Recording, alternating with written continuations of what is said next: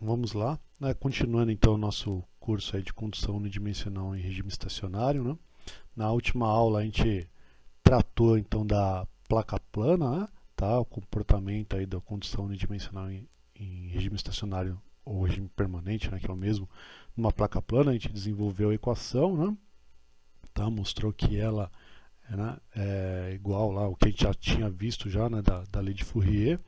Depois a gente trabalhou com ela numa forma de resistência térmica. Então a gente fez uma analogia com a resistência elétrica e aí trabalhou como uma resistência térmica, que é o que vale mais a pena para nós, uma vez que a gente trabalha com um sistema composto, né? Então a gente vai ter mais, normalmente a gente tem uma superfície e um isolamento térmico. Então a gente, né, para trabalhar com isso, é muito melhor trabalhar em forma de resistência térmica, né?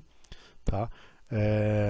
Então na aula de hoje a gente vai continuar falando de resistência térmica, então a gente vai falar de resistência térmica de convecção, de radiação, né, sistema combinado aí, tá? Para a gente poder dar andamento aí na disciplina. Então, falando aí de resistência térmica de convecção, temos aí um esquema, né, de uma parede, tá, ok? E essa parede aí, né, tá trocando calor com o meio, no caso específico aqui o meio está com temperatura diferente da temperatura da superfície desse corpo, né, desse sólido, tá? E ela tem temperatura menor, o que dá pra gente aí que a transferência de calor está ocorrendo da superfície dessa parede aí, tá? Desse sólido para o meio, tá? Então, a gente sabe aí, né, pela lei de resfriamento de Newton, né, que a gente já viu, tá? Que a gente pode calcular essa taxa de calor, que é uma taxa de calor por convecção, né, como sendo o coeficiente convectivo, né, o coeficiente de transferência de calor por convecção, né, tá? O H, vezes a área superficial desse corpo, né, vezes uma diferença de temperatura, que nesse caso específico aí seria a temperatura de superfície menos a temperatura do meio, tá? Então isso foi o que a gente tratou lá, né, nas aulas passadas, quando a gente estava deduzindo aí quais eram os mecanismos de transferência de calor. Lembrando sempre aí que o coeficiente convectivo é um assunto para, né, para frente, né, para continuação da disciplina, né? Eu já comentei que o coeficiente convectivo ele não é tabelado como a condutividade térmica, né? Então ele é calculado. Então a gente vai aprender para frente como é que a gente determina o coeficiente convectivo, tá? Bom, então fazendo uma analogia com resistência térmica, né? Então da mesma forma que a gente fez com condução térmica, eu posso dizer então que a taxa de calor ela vai ser igual, então a diferença de temperatura sobre o inverso, né, de coeficiente convectivo vezes a área superficial, ou seja, 1 sobre o coeficiente convectivo vezes a área superficial. Tá? E a esse termo aí, né, tá, esse 1 sobre o coeficiente convectivo vezes a área, é o que a gente chama de resistência térmica de convecção. Tá? Então, a forma como a gente tratou aqui é a mesma forma como a gente já tratou lá na condução, né? Tá? E aí com isso então eu tenho um termo de resistência térmica de convecção.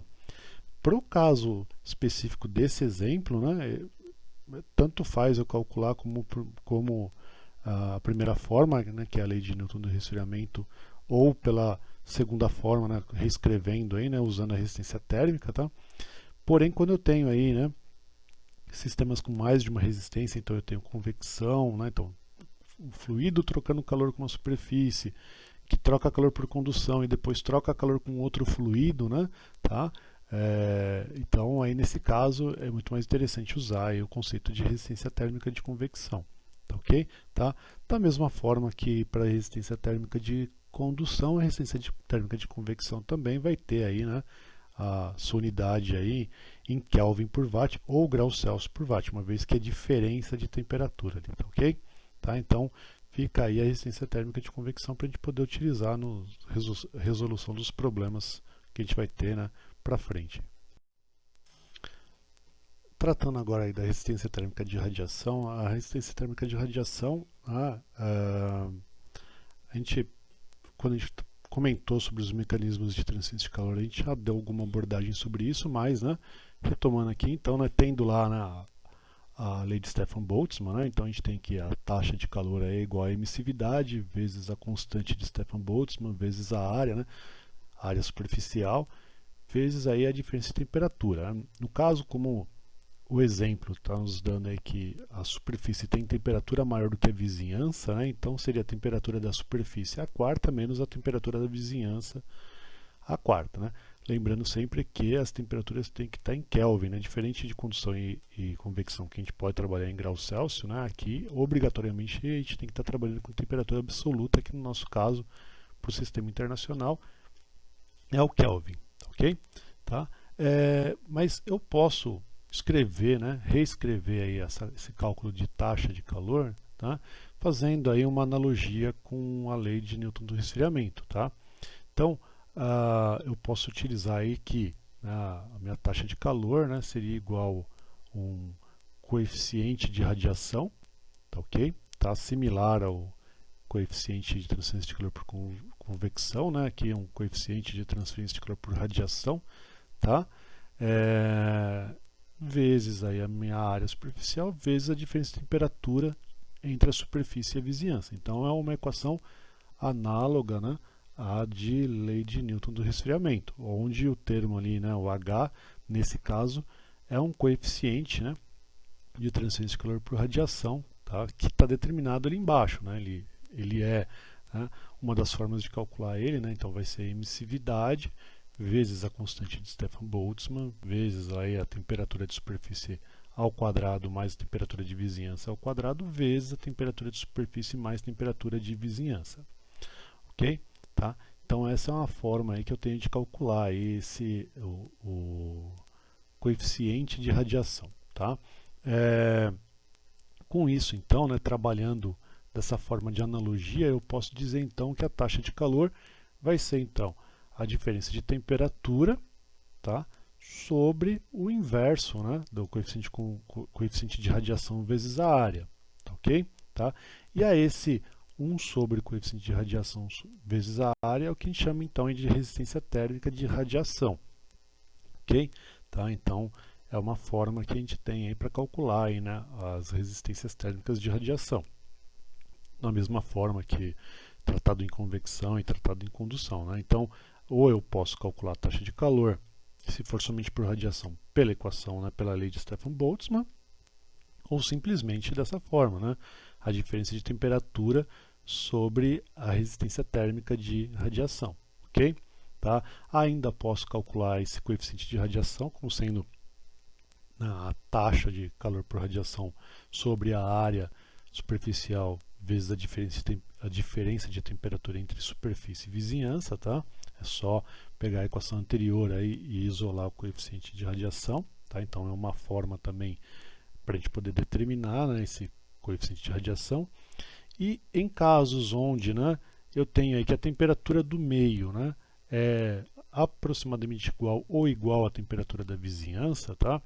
Ao invés de eu trabalhar com resistência de radiação, resistência de convecção, tá, separadas, né, eu posso simplesmente trabalhar com um coeficiente combinado, tá? Então esse coeficiente combinado seria o coeficiente convectivo mais o coeficiente de radiação. Se você olhar lá nas aulas anteriores, quando a gente estava falando sobre os mecanismos de transferência de calor, né, a gente abordou sobre isso lá em radiação, ok? Tá? Então, né, são as formas que a gente tem que trabalhar aí, né, quando a gente tem radiação e convecção, ou seja, quando a temperatura do fluido ela é similar à temperatura da vizinhança, né, então você tem aí agindo convecção e radiação. Então é muito mais interessante trabalhar aí com coeficiente combinado ao invés de trabalhar com um e depois trabalhar com o outro, tá ok? Tá?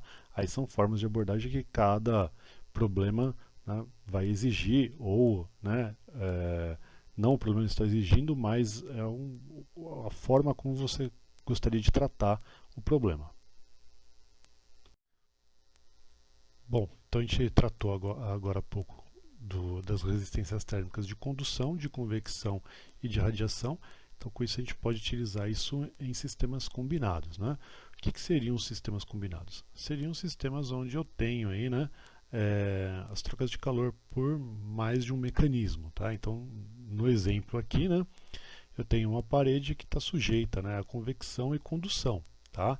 Então, isso poderia ser, por exemplo, como um exemplo, a parede da sua casa, por exemplo, uma parede que tem contato com o ar externo, né? Então, o ar externo está a uma certa temperatura que está trocando, né, calor, né? Então, vamos supor que a temperatura do ar é de, supondo aí, 32 graus Celsius. E dentro da sua casa, lá a temperatura está supondo aí 26, 27, 27 graus Celsius, certo?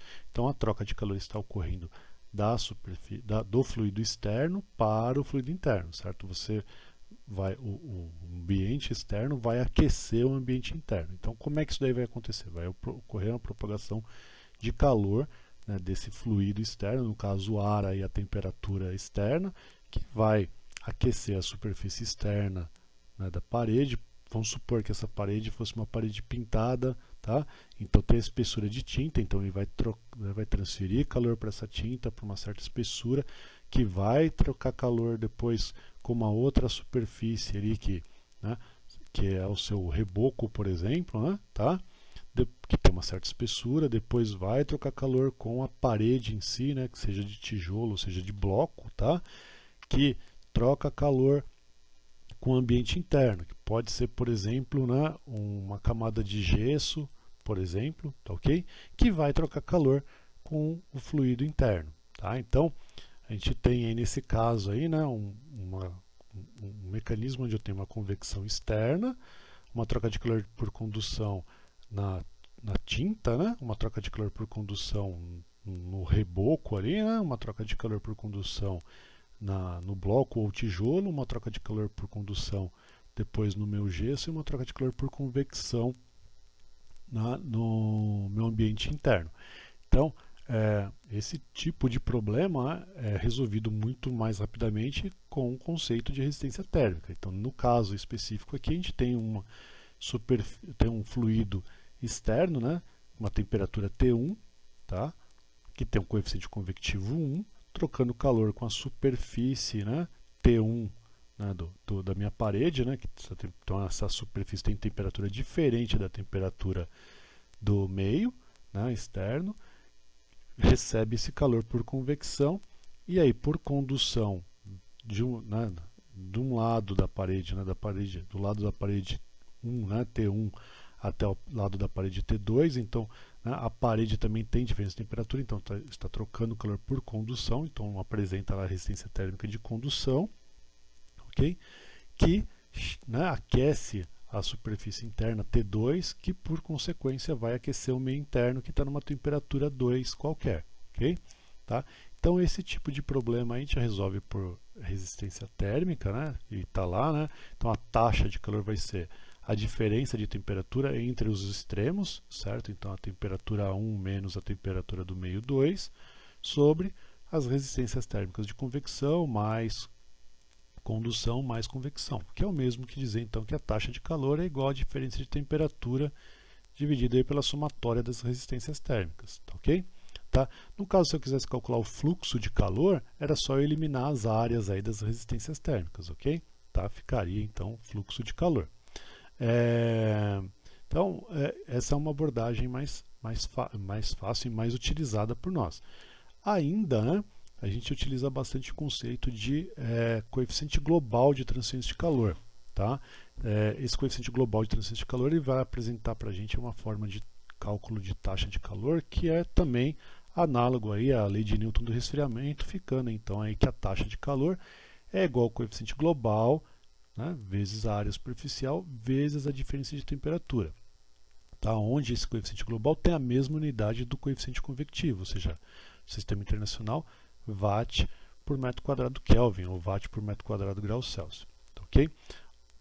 Esse assunto de coeficiente global de transferência de calor ele é muito importante, a gente utiliza bastante ele, né, por exemplo, em trocadores de calor, né? Quando a gente chegar no assunto trocadores de calor, né, mais à frente no curso, né, o cálculo que a gente usa na cálculo de taxa ele envolve, né, o coeficiente global de transferência de calor, porque é muito mais simples a gente trabalhar com ele, tá?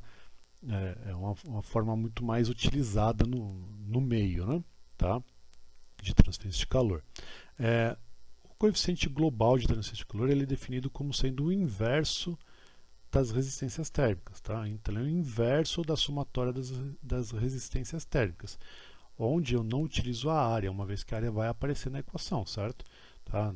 Na equação análoga à lei de Newton do resfriamento. Então, supondo esse nosso sistema aqui, né, o coeficiente global seria então 1 sobre, né, a somatória das resistências térmicas sem as áreas, tá? Sem as áreas. Tá? E isso dá para a gente então aí uma forma de cálculo também aí, tá? Para os sistemas combinados, tá?